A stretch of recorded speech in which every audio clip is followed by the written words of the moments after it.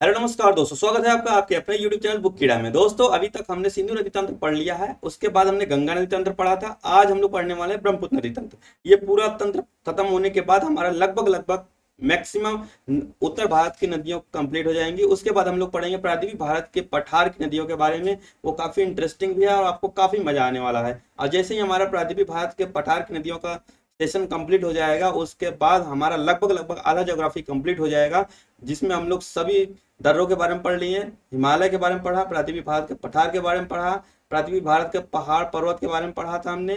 और प्रायद्वीप भारत के जो दर्रे हैं छोटे छोटे, उनके बारे में हमने पढ़ा था। लेगून झीलें क्या होती है वो पूरा पढ़ा था हमने।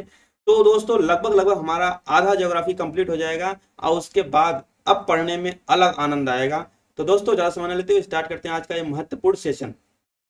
ब्रह्मपुत्र नदी तंत्र की बात करते हैं तो ये ब्रह्मपुत्र नदी कहाँ से निकलती है? तो ये निकलती है तिब्बत के पठार से। तो सबसे पहले जानते हैं ब्रह्मपुत्र नदी कितने देशों में बहती है। कितने देशों में बहती है सबसे पहले हम लोग जानेंगे। कौन कौन सा है? अगर देश की बात करते हैं तो ये 3 देशों से होकर बहती है। कौन कौन सी वो 3 देश है? पहला तो अपना इंडिया में तो बहेगी बहेगी, ठीक है। चाइना से निकलती है तो चाइना में भी बहेगी, और उसके बाद ये बांग्लादेश में चली जाती है, ठीक है। ये 3 देश में बहती है, इंडिया, चाइना और बांग्लादेश। सबसे पहले चाइना से निकलती है, ठीक है, तिब्बत का पठार जिसे बोलते हैं। उसके बाद इंडिया में प्रवेश करती है, कहाँ पर? अरुणाचल प्रदेश में। उसके बाद असम से होती हुई ये बांग्लादेश में चली जाती है। यानी कि 3 देशों से होकर ब्रह्मपुत्र नदी गुजरती है, ठीक है। और हम आगे जानते हैं कि ब्रह्मपुत्र नदी को अलग अलग जगह पर क्या नाम से जाना जाता है। ब्रह्मपुत्र नदी को अलग अलग जगह पर क्या नाम से जाना जाता है? ब्रह्मपुत्र नदी को अगर बात किया जाए चाइना में, चाइना में इसे सांगपो बोला जाता है। क्या बोला जाता है? सांगपो, सांगपो नदी, ठीक है। उसके बाद अगर अरुणाचल प्रदेश की बात करें, अरुणाचल प्रदेश में इसको क्या बोला जाता है? दिहंग नदी, ठीक है, दिहंग नदी। उसके बाद अगर बात किया जाए असम में, तो असम में इसे क्या बोला जाता है? असम में इसे बोला जाता है ब्रह्मपुत्र, ब्रह्मपुत्र नदी।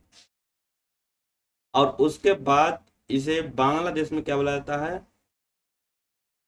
बांग्लादेश में इसे बोला जाता है जमुना नदी, जमुना नदी।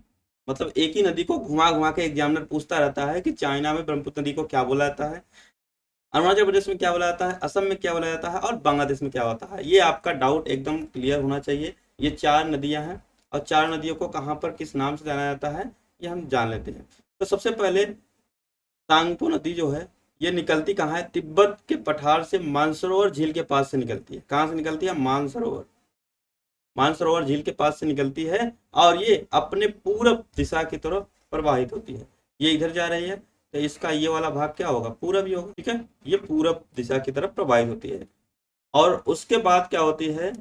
ब्रह्मपुत्र नदी सबसे पहले बृहद हिमालय को काटकर एक बहुत बड़े गार्ज का निर्माण करती है। ब्रह्मपुत्र नदी, हमने बताया था कि सबसे ऊपर क्या है हमारा? ये वाला पार्ट दिहंग बृहद हिमालय है। हमने हिमालय की श्रेणियां क्या बताई थी? बृहद हिमालय बताया था, ठीक है, बृहद हिमालय। उसके बाद हमने क्या बताया था? लघु हिमालय बताया था, लघु हिमालय। उसके बाद हमने क्या बताया था?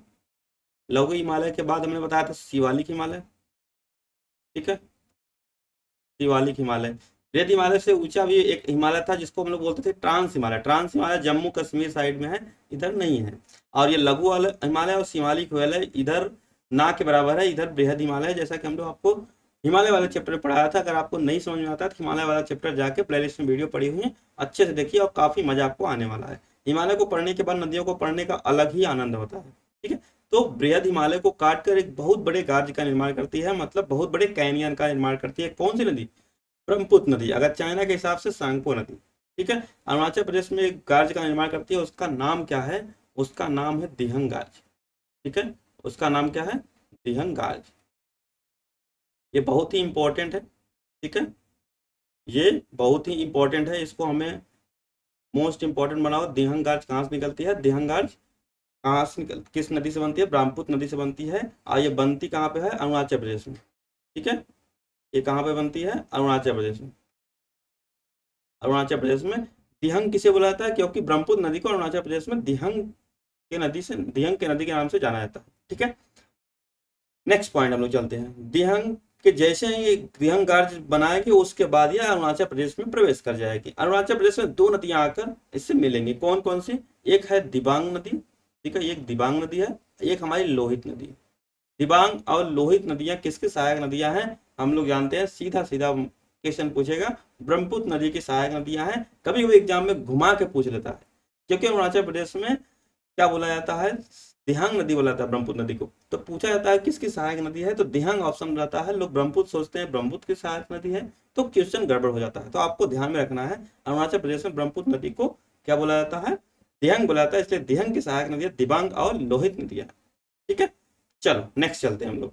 सबसे पहले बात करते हैं यहाँ पर जो सबसे बड़ा गार्ज का निर्माण करेंगे, दिहंग गार्ज। दिहंग गार्ज हिमालय की सबसे पूर्वी चोटी के पास है। हिमालय का सबसे पूर्वी चोटी क्या है? पूर्वी चोटी क्या है हिमालय का? हिमालय की सबसे पूर्वी चोटी है नामचा बरवा। नामचा बरवा, कई लोग इसे तिब्बत चाइना में बोलते हैं, कई लोग बोलते हैं अरुणाचल प्रदेश में, ठीक है। ये नामचा बरवा हमें हिमालय की पूर्वी चोटी याद रखना है, ठीक है, ये हिमालय की है। नामचा बरवा के पास एक गार्ज का निर्माण करती है जिसे दिहंग गार्ज बोला जाता है, और वहां से अरुणाचल प्रदेश में प्रवेश कर जाती है। अरुणाचल प्रदेश में दिहंग के नाम से जाना जाता है, और यहाँ पर दो नदियां आगे मिलती है। कौन कौन सी? दिबांग और लोहित नदियां। उसके बाद अरुणाचल प्रदेश से दिहंग नदी असम में निकल बहती है। असम में एक घाटी है, क्योंकि इधर हमने आपको बताया था ये वाला जो पार्ट है, ये वाला जो पार्ट है हमने बताया था ये पठारी है, ठीक है। इसे हम लोग क्या बोलते हैं? शिलांग पठार बोलते हैं। ये इधर पूरा हिमालय है, ये वाला पोर्शन पूरा हमारा हिमालय है, ठीक है। तो इधर हिमालय और हमने इधर भी पूरा हिमालय बताया था। तो ये दोनों साइड से जब हिमालय रहेंगे तो बीच में एक मैदानी या फिर घाटी क्षेत्र, तो इसे हम लोग बोलते हैं असम घाटी, ठीक है, असम घाटी, या फिर हम लोग बोल सकते हैं इसे रिफ्ट घाटी बोलते हैं, ठीक है, रिफ्ट घाटी। रिफ्ट घाटी में बहती है कहाँ से? धुबरी से सदिया तक। कहाँ से? धुबरी से सदिया। ये नदी सबसे पहले कहाँ से बहती है? ईस्ट से वेस्ट साइड में बहती है, ईस्ट से वेस्ट साइड में बहती है। और यहाँ पर हमने बताया था जब पहले निकली थी तो ये वेस्ट से किधर जा रही थी? ईस्ट में जा रही थी। ये क्वेश्चन में कई बार पूछा जाता है कि वेस्ट से ईस्ट कहाँ पे बहती है और ईस्ट से वेस्ट कहाँ बहती है। तो ईस्ट से वेस्ट में असम घाटी में नदी बहती है, ठीक है, असम घाटी में। असम घाटी या रिफ्ट घाटी हम लोग बोल सकते हैं, ठीक है, रिफ्ट घाटी में ये नदी बहती है। अच्छा, इस यहाँ पर असम में क्या बोलते हैं? ब्रह्मपुत्र नदी बोलते हैं। ब्रह्मपुत्र नदी में पूरा घाटी में बहती है, और इसको मैदानी क्षेत्र भी बोल सकते हैं, ठीक है, ये मैदान जैसा भी है, ठीक है, मैदानी। यहाँ पर नदियाँ बहुत चौड़ी होकर जलती हैं, बहुत मतलब बोलते हैं कि नौका गम्य की स्थिति आ जाती है, जिसकी वजह से बीच बीच में बहुत सारे वो द्वीप जैसे निकले हुए, छोटे छोटे जगह ऊंचाई पे निकले हुए हैं नदियों के ऊपर। तो यहाँ पर एक बहुत बड़ा भूभाग थोड़ा सा बाहर आया है, ये वाला पार्ट, हम लोग ये वाला पार्ट देख सकते हैं, जैसा कि हम लोग यहाँ पे दिखा रहे हैं हम, ठीक है, ये वाला पार्ट, ये एक नदी द्वीप है। इसको विश्व में सबसे बड़ा नदी द्वीप बोला गया। इसका नाम है मांजुली। क्या नाम है? मांजुली। ये विश्व का सबसे बड़ा, विश्व का सबसे बड़ा क्या है? नदी द्वीप है, समुद्र द्वीप नहीं है, नदी द्वीप। विश्व का सबसे बड़ा नदी द्वीप कौन है? मांजुली द्वीप है। ध्यान रखना है कहाँ पर है? असम में। किस नदी में बहता है? ब्रह्मपुत्र नदी में बहता है। ये सिंपल सा क्वेश्चन।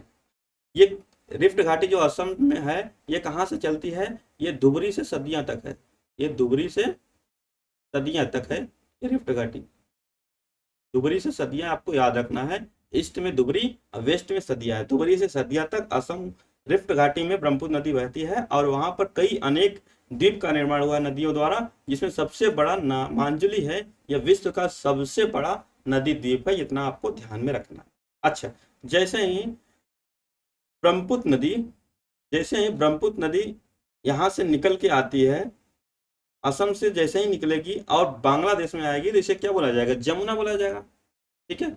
इसे क्या बोला गया? बांग्लादेश में इसको क्या बोला गया? जमुना। जमुना किससे मिलती है? जमुना मिलती है पद्मा से। मान लो ये जमुना आई और इधर से पद्मा आई है। पद्मा किसको बोला जाता है? हमने बताया था ये गंगा जो गई है इसी को पद्मा बोला जाता है, इसी को बांग्लादेश में पद्मा बोला जाता है। जब हमने गंगा पढ़ा रहे थे तो उसके बारे में हमने बताया था, ठीक है। गंगा को ही पद्मा बोलते हैं। पद्मा और जमुना जब मिलती हैं तो उसको पद्मा ही बोला जाता है, क्योंकि पद्मा यानी कि गंगा जो उसकी गहराई ज्यादा थी तो इसे पद्मा ही बोला गया, ठीक है। और उसके बाद कुछ दूरी और जाने पर मणिपुर से एक नदी आती है जिसे हम लोग बोलते हैं बराक नदी। क्या बोलते हैं? बराक, या फिर इसे मेघना नदी बोलते हैं। बराक या मेघना नदी ये मणिपुर से आती है और आग की किस में मिल जाती है?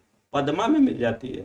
ठीक है, पद्मा मिल जाती है और उसके बाद ये नदी मेघना कहलाती है, क्योंकि मेघना इससे गहरी नदी है। ठीक है, और उसके बाद मेघना बंगाल की खाड़ी में अपना जल गिराती है, जो विश्व का सबसे बड़ा डेल्टा का निर्माण करती है। हमने सुंदरवन का डेल्टा के बारे में, मैंग्रोव वनस्पति के बारे में पूरा बताया पिछली वीडियो में, उसको आप लोग देख लीजिएगा। विश्व का सबसे बड़ा डेल्टा कहाँ पे है?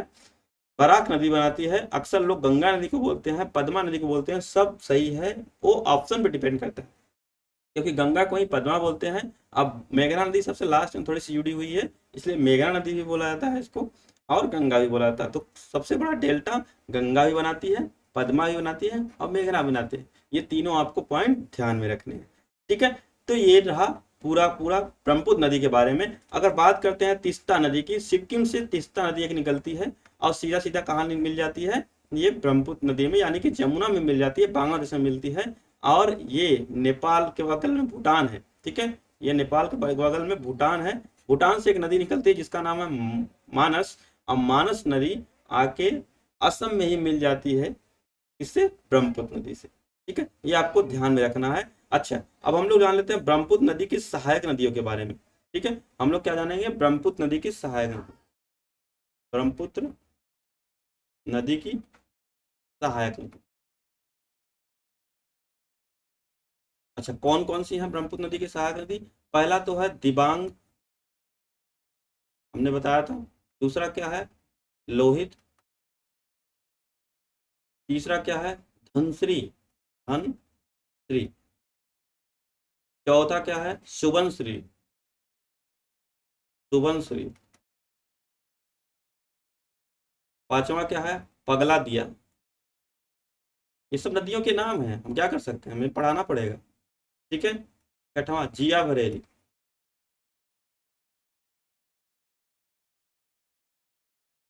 ये सभी ब्रह्मपुत्र की सहायक नदियां हैं, ये ध्यान रखना है।